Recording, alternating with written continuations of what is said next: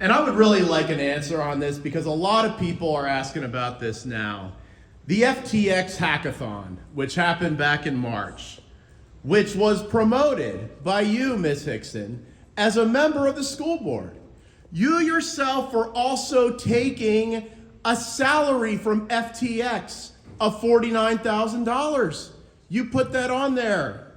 Now, 3 African-American students were awarded scholarships through this.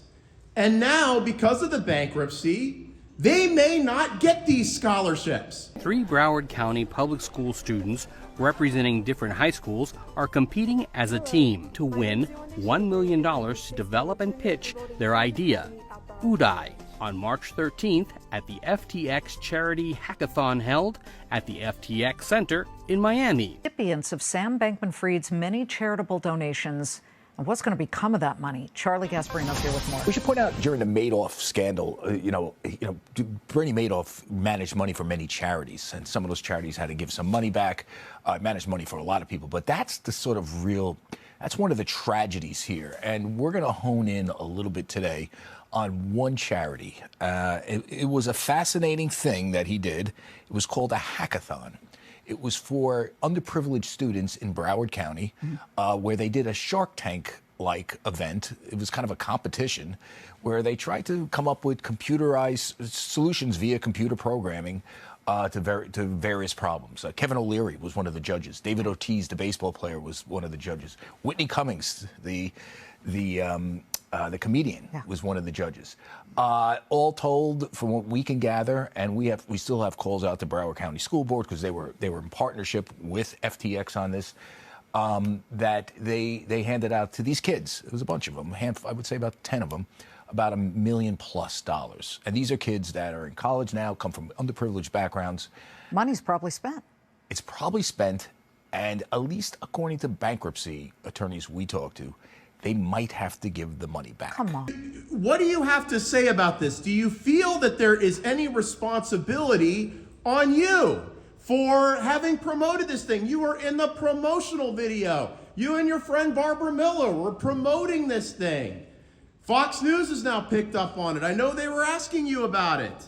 Mr. Nelson, we're not going to respond to anything as it relates to this. Why? This is a town hall.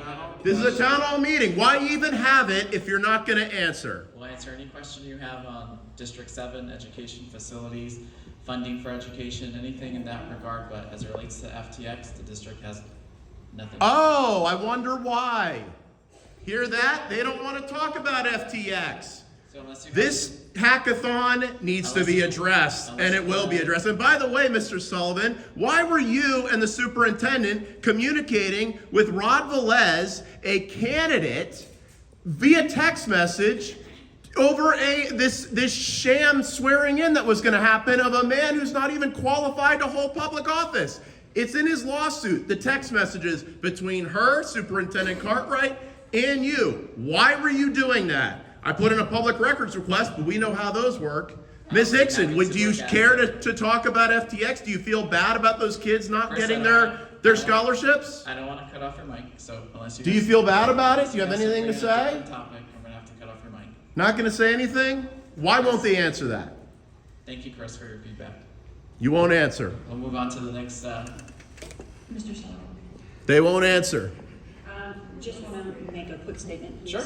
The FTX Charity Hackathon was open to students from across South Florida. The competition was not organized by Broward County Public Schools, and the district was not a recipient of any funds from FTX. But she was. She got $49,000 from them. Thanks, Chris. Christina, you have any feedback? I see you line up to the mic.